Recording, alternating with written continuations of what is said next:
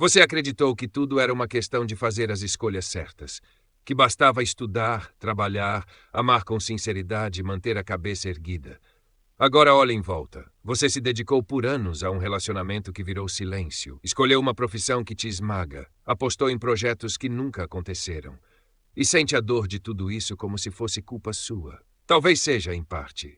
Você foi ingênuo, ignorou os sinais, confiou onde não devia. Desperdiçou tempo insistindo em promessas vazias. Sim, existe responsabilidade nisso.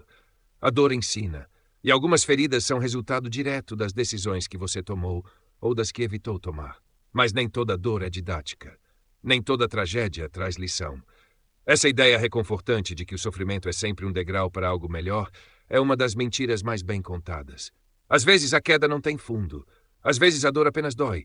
E isso não te faz especial, nem injustiçado. Apenas te faz humano. Não existe manual que garanta retorno sobre investimento emocional. Você pode fazer tudo certo e ainda assim perder. Pode amar com toda a alma e mesmo assim ser deixado. Pode cuidar da saúde e receber um diagnóstico cruel. O mundo não responde ao teu esforço com justiça. Ele simplesmente responde. Não é fácil aceitar isso. O desejo de sentido é quase um vício. Quando algo nos quebra, queremos acreditar que serviu para alguma coisa. Que lá na frente tudo vai fazer sentido. Mas há dores que não constroem nada. Só rasgam. E ainda assim você precisa seguir. Porque mesmo sem sentido, a vida continua. E talvez a dignidade esteja aí. Continuar mesmo sem recompensa. Prosseguir mesmo sem aplausos. Nietzsche dizia que o que nos fortalece é a capacidade de suportar o peso, não o alívio dele. Não se trata de esperar que tudo melhore, mas de aprender a carregar o que não melhora. Já Schopenhauer via o sofrimento como inevitável, parte do contrato de existir. O erro é acreditar que é possível fugir dele. Na verdade, tudo que podemos fazer é escolher de que dor vamos nos aproximar. A dor de uma vida sem riscos ou a dor de ter tentado e perdido. No fim, é possível que algumas das suas dores tenham vindo por escolhas ruins, mas outras vieram simplesmente porque vieram. A vida não precisa de permissão para machucar, nem de motivo. O niilismo não te oferece consolo, ele te oferece lucidez. E talvez seja isso que você mais precisa agora, porque quando você para de esperar que o mundo faça sentido, sobra o que realmente importa, a responsabilidade sobre o que você faz com o que sente. Você não é culpado por todas as dores que carrega, mas é responsável por como decide seguir com elas. Isso é o mais próximo de liberdade que a vida oferece. E apesar de tudo, ainda vale alguma coisa. Você já percebeu que grande parte do que você sente hoje foi, em algum nível, escolhido por você? Isso pode soar como uma acusação, mas é só uma constatação. Escolhas apressadas, relações tóxicas mantidas por medo da solidão, empregos aceitos por conveniência e não por vocação, cada uma dessas decisões tem um custo. Às vezes, a dor de agora é apenas a conta que chegou mais tarde, e ela cobra em silêncio, sem piedade, como um juiz que você mesmo nomeou. O problema é que muitas vezes não fazemos escolhas, nos deixamos levar. A sociedade empurra, a família cobra, os medos gritam, e você obedece. Acredita que está decidindo, mas só está tentando sobreviver. E então, anos depois, se vê preso em uma vida que não reconhece, sentindo dores que não entende de onde vieram. É nesse ponto que muitos buscam explicações metafísicas, acreditam em destino ou em alguma justiça cósmica. Mas a verdade é mais seca. Você apenas fez escolhas ruins. E está tudo bem. Isso faz parte da condição humana. Nietzsche dizia que é preciso se tornar quem se é. Mas como fazer isso, quando se passou metade da vida sendo o que os outros esperavam? Quando todas as suas ações foram motivadas pela busca de aprovação, de segurança, de pertencimento? É aí que começa a transformação. Não uma iluminação espiritual, mas uma espécie de desencanto lúcido. Você percebe que não há um plano maior, não há uma promessa de sentido. Só há você, suas decisões e o que ainda pode ser feito com o que sobrou. Mas e quando a dor não vem de uma escolha? Quando ela apenas aparece, sem motivo aparente? A perda de alguém, um acidente, uma doença, uma ausência que corta fundo sem explicação. Aí entra o outro lado do niilismo, a aceitação de que nem tudo tem um porquê. Nem toda ferida é castigo, nem toda tragédia é lição. Schopenhauer falava da dor como parte essencial da vida. Não algo que se supera, mas algo que se integra. A dor para ele é o tecido da existência. Resistir a ela é resistir à própria realidade. Você não precisa se tornar um mártir, nem se apegar à esperança de que tudo vai melhorar. Talvez não melhore. Talvez continue doendo. Mas mesmo assim, você pode seguir. O niilismo não é um convite ao desespero, mas à lucidez. Saber que nada tem sentido último pode ser libertador, porque nesse vazio você é livre. Livre para construir um sentido provisório, para escolher com mais consciência, para errar menos da próxima vez, e principalmente para acolher a dor quando ela vier, com ou sem motivo. Então sim, muitas das suas dores têm nome e sobrenome.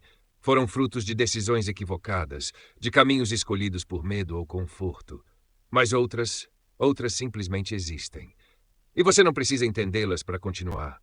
Apenas precisa carregá-las com dignidade, sem inventar um motivo nobre onde só há silêncio. Porque às vezes tudo que podemos fazer é caminhar, mesmo com os ombros pesados. E isso por si só já é um ato de coragem. A pior dor talvez não seja a física, nem a que vem de uma grande perda. É aquela que ninguém vê. A dor discreta, crônica, que acompanha o sujeito no cotidiano. A sensação de que se está desperdiçando a própria vida. Um incômodo silencioso que aparece no fim do dia, no meio do trânsito, ou no instante em que a notificação do celular não traz nada importante. Não é um sofrimento claro, com causa definida. É um mal-estar difuso. E é justamente por isso que ele é tão perigoso. Esse tipo de dor nasce de uma fratura interna entre o que se é e o que se finge ser, entre os desejos reais e as obrigações que se acumulam.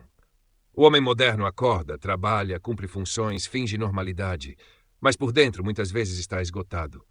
Não apenas pelo ritmo da vida, mas pela ausência de um propósito minimamente autêntico. Vive-se para responder e-mails, para manter relações rasas, para alimentar uma identidade social que não passa de uma máscara. Nietzsche via esse esvaziamento como um dos maiores males do nosso tempo. O sujeito que abandona sua vontade, que vive sob valores herdados e convenções que não questiona, termina anestesiado. Não sente nada de verdade. E quando sente, não sabe nomear. Sabe apenas que há algo errado, que a vida não deveria ser só isso, mas não sabe o que fazer. E essa paralisia o consome, dia após dia. A dor, nesses casos, não é um problema a ser resolvido, ela é um sinal. Algo está desalinhado. Mas o que se faz normalmente? Busca-se distração. Mais trabalho, mais compras, mais séries, mais prazeres fugazes. Mas a dor não vai embora. Porque não é uma dor que grita, é uma dor que permanece, que cresce quando tudo silencia. É aí que o niilismo, longe de ser um veneno, pode funcionar como uma chave. Ele nos convida a olhar para esse vazio sem medo, sem a necessidade de preencher com respostas prontas. Schopenhauer já dizia que boa parte do sofrimento vem da ilusão, da crença de que a vida deve oferecer satisfação constante, sentido absoluto, recompensas eternas. E quando isso não vem, e não vem mesmo, surge a frustração.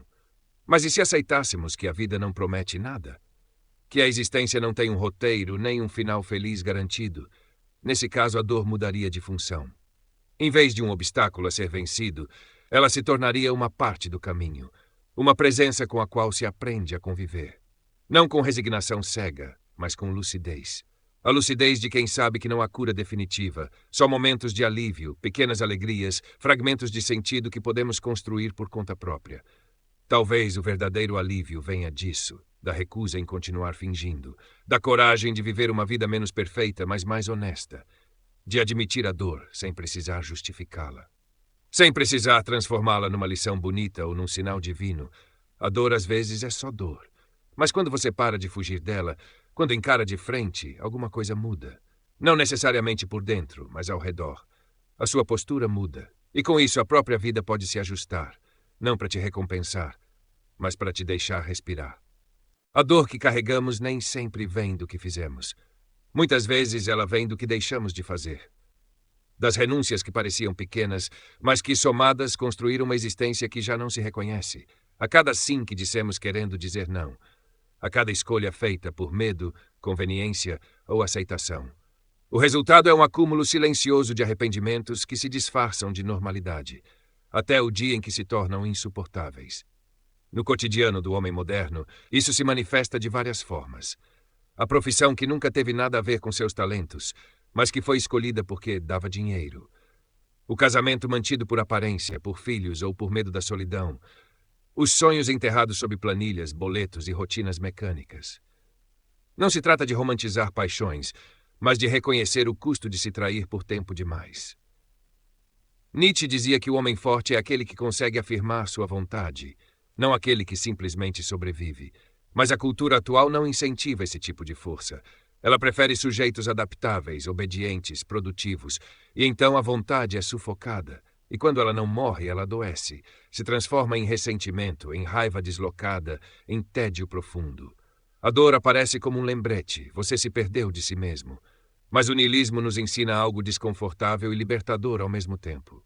Não há uma promessa de sentido esperando por você ao fim do caminho. Nenhum destino garantido. Nenhuma versão ideal de si mesmo que vai magicamente se realizar se você apenas se esforçar o suficiente. A vida é o que ela é, e às vezes ela dói sem motivo, sem justiça, sem lógica. Schopenhauer enxergava nisso a própria essência da existência, uma vontade cega que nos move, nos empurra, nos ilude e, no fim, nos abandona. Mas reconhecer isso não é se render. É parar de projetar sentidos ilusórios sobre uma realidade que não responde a nossas expectativas. É entender que a dor não precisa te transformar num mártir, mas tampouco precisa te paralisar. Você pode fazer algo com ela. Não para eliminá-la, isso é quase sempre impossível, mas para moldar sua postura diante dela. A dor, quando observada com lucidez, mostra caminhos. Mostra o que você não quer mais. Mostra onde você se traiu. E isso já é um começo. Um ponto de ruptura. Uma oportunidade de reconstrução. Afinal, continuar é inevitável, mas continuar de qualquer jeito não precisa ser. A escolha, se é que ainda existe alguma, está na forma como você decide caminhar com a dor.